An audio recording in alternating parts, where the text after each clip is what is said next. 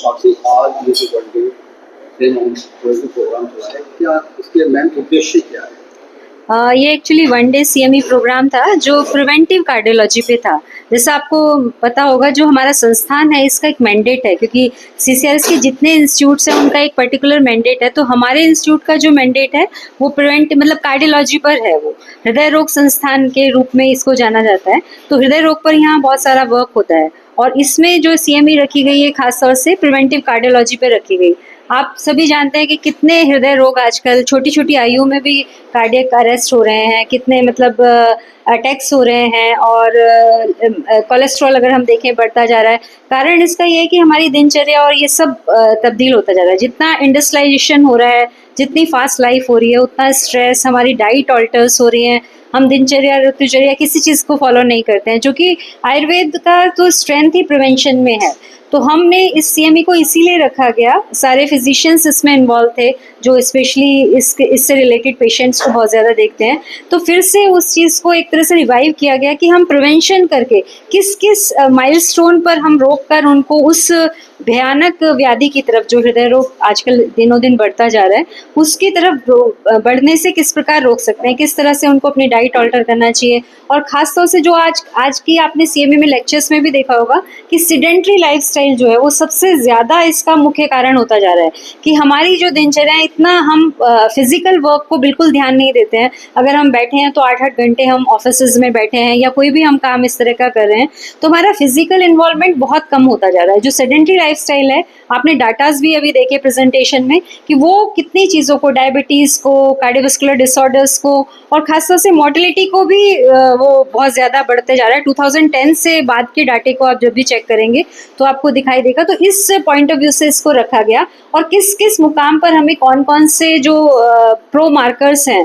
Biomarkers हैं जो heart की डिजीज़ के हैं, अगर वो दिखाई देते हैं तो हम क्या क्या उनको रोगियों को बता सकते हैं, जिससे कि वो इस तरह बहुत कार्डियक अरेस्ट जैसी चीज़ की तरफ ना बढ़ें और जल्दी से उसका निदान कर पाएँ। समय रहते उनको काउंसलिंग दी जाए, समय रहते ऐसी औषधियों का प्रयोग किया जाए जिनके साइड इफ़ेक्ट नहीं है। आपने अर्जुन सुना है, आयुर्वेद की बहुत बड़ी स्ट्रेंथ है कार्डियक डिसऑर्डर्स को लेकर, उसको डिफरेंट डिफरेंट फॉर्म्स में आयुर्वेद में यूज़ किया जाता है। और भी बहुत सारी चीज़ें हैं, जैसे रसौन है, गुगुल है, और पुष्कर गुगुल एक बहुत बड़ी मतलब कॉम्बिनेशन है, जिसको हमारे बहुत सारे ट्रायल्स में भी हम यूज़ कर रहे हैं। तो उन एविडेंस बेस्ड हम इस तरह का ट्रीटमेंट लोगों को बताएं, जिससे उस ट्रीटमेंट को देने के बाद लोग कम से कम औषधियों के ज़रिए इस व्याधि से निजात पा सकें, और बाईपास सर्जरी और इस तरह की चीज़ों की तरफ मतलब ना उनका प्रोग्रेस हो।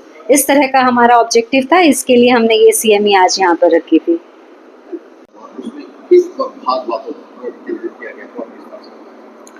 तो आज का जो ये प्रोग्राम था वो आपका जो CARI हमारा इंस्टीट्यूट है, वहाँ पे under the continuous medical education ये प्रोग्राम आयोजित किया गया।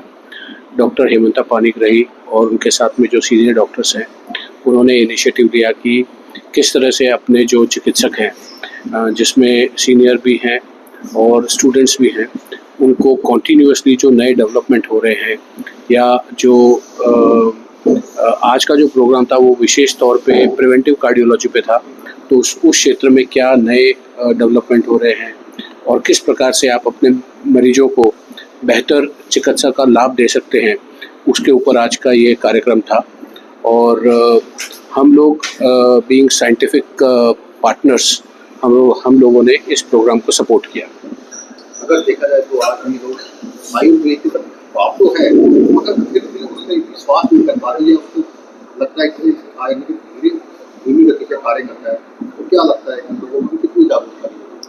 देखिए, जो आप अभी ये बात बोल रहे हैं, ऐसा परसेप्शन पहले ज़रूर था, लेकिन कोरोना काल के बाद इस परसेप्शन में काफ़ी चेंज हुआ है। लोगों ने ये देखा कि जहाँ पे दूसरी एलोपैथिक दवाएं जितनी कारगर सिद्ध नहीं हो रही थी, वहाँ पे आयुर्वेदिक औषधियों ने अपना जो है वो गुणवत्ता और चिकित्सकीय प्रमाण के आधार पर उन्होंने अपना जो है वो क्षमता सिद्ध की है। आयुर्वेदा स्लो नहीं है। आयुर्वेदा जो है वो एक जीवन पद्धति है। इसमें जो औषधि है या दवाएं हैं, उनका एक अपना रोल है, लेकिन उसके साथ साथ जो है रोगी का आहार विहार, उसको जो दैनिक दिनचर्या है उसके साथ भी उसे काफ़ी बदलाव लाने होते हैं। प्रकृति के हिसाब से चिकित्सा होती है, कस्टमाइज चिकित्सा होती है। तो इसके चलते कई बार, क्योंकि ये इतनी ज़्यादा कस्टमाइज है और वो ब्रॉड फ्रेमवर्क में सबके फिट नहीं होती है, तो इसके चलते ये मिसकंसेप्शन है कि ये धीमी गति से काम करती है या उसका एडॉप्शन उतना नहीं है। परंतु मैं आपको ये कह सकता हूँ कि आयुर्वेद के अंदर बहुत असाध्य रोग जिनका ट्रीटमेंट एलोपैथी में मुश्किल है, आयुर्वेद के द्वारा उसका उपचार संभव है। और ऐसी कोई भी बीमारी नहीं है जिसका आयुर्वेद में जो है वो उपचार नहीं है। हाँ, किसी में समय अधिक लग सकता है, किसी में कम लग सकता है। वो रोगी की अपनी अवस्था, उसकी प्रकृति, उसका रोग किस प्रकार का है, उन सभी के ऊपर ध्यान रख करके इसका जो है वो रोगी की चिकित्सा की जाती है।